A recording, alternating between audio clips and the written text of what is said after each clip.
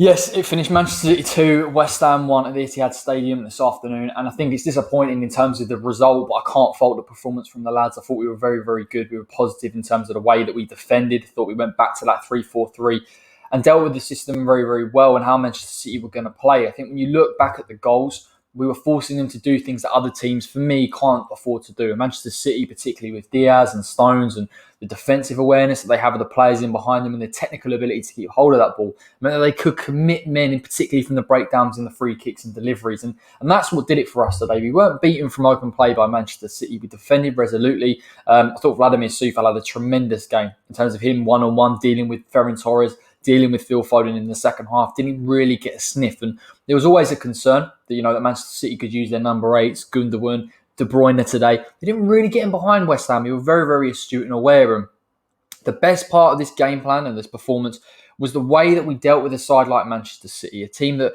we were going to give up possession to at times, but we were also, when we got the ball, willing to come out from and willing to be composed and invite them onto us and beat the press. And West Ham have been fantastic this season in terms of transition and getting numbers forward, but very, very rarely have we ever stepped out into a midfield and invited pressure and tried to beat it. And I thought there was an element of composure today from some of our players, particularly Dawson and Diop at times, that wanted to play out from the back that I wouldn't normally ask them to do, and it did help West Ham. I think what told in terms of us creating chances and obviously getting that goal in the end was the fact that we committed men forward and we were willing to do that against Manchester City. It's an incredibly brave game plan. You can be cut open by Manchester City with their ability to play in behind you and the numbers that they commit to the midfield. I think a lot of us saw Zinchenko as well today playing a little bit like a central midfielder and almost a bit like a 6 or an 8 at times. And that's the thing that teams can be undone by. But West Ham really pressed high when we got the ball. We tried to pin them in and we tried to force them into errors. And there was a few sloppy errors from Manchester City. We cannot say that that's happened so many times this season. You've got to give credit to West Ham in an attacking sense.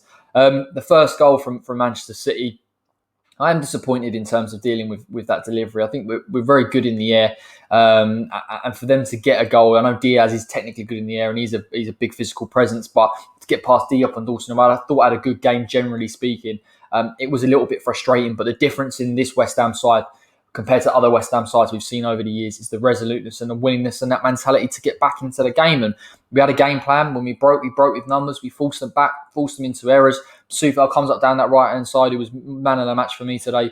And Lingard, we talk about additional runners, someone playing in a number 10 at times. He's willing to get in the box and make something happen. And I think him and Antonio linked up nicely for that first goal. And to be honest, I thought, hang on a minute, West Ham can get something from this game. We had to sit back at times. It felt like we was in a 5-3-2. Worked really, really well with Fornals in the centre of midfield, trying to dig us out and pressurise Manchester City and force them back. So I've got no complaints from a formation standpoint. You knew it was always going to be a low block. But the way that we tried to play, the way that we tried to keep possession, try to jinx them out and force them out and put pressure on them at times and not commit too many men forward openly in the middle of the park. It was a really as good as a performance as you can get from losing against the Manchester City. But listen, we move on. The second goal, I think there's a disappointment from Fornals, who I thought had a good game generally. Again, he should have got to Stones, if I'm honest. And it's harsh for me to critique someone who had a decent game. The fact that the West Ham players had a really good game overall, it was a little bit gutting that he wasn't really in the shape and he didn't switch on. But I feel that if that happens 20 minutes in or 25 minutes in, then he deals with it a lot more effectively. And listen, the thing that's stopping this side competing at that level of intensity or committing that game plan for 90 minutes is fatigue and squad depth. It's as simple as that. And this is why we need to go and invest and recruit in the summer desperately, because I think if West Ham can bring options on later on in that 65th minute against the side against Manchester City, where not only have you got to be physically switched on, mentally you've got to concentrate as well, then those things don't happen and West Ham walk away with a point. And I think Manchester City will know today they've been in a real game with a top side. But listen, I'm naturally gutted with the result, but the performance is outstanding. And in terms of what this means going forward for West Ham against top 6 sides, I think it shows you that we're happy to compete and deal with the press and invite them onto us and try and beat it and commitment forward when we've got a chance. And that's exactly what I want to see for West Ham, and the bravery to play that way. We were playing nearly a bit of a high line against City when we got the ball in their final third. Was really impressive to see. Shows a lot of astuteness in terms of the coaching. Shows an improvement as well in terms of awareness and positioning from a lot of these players.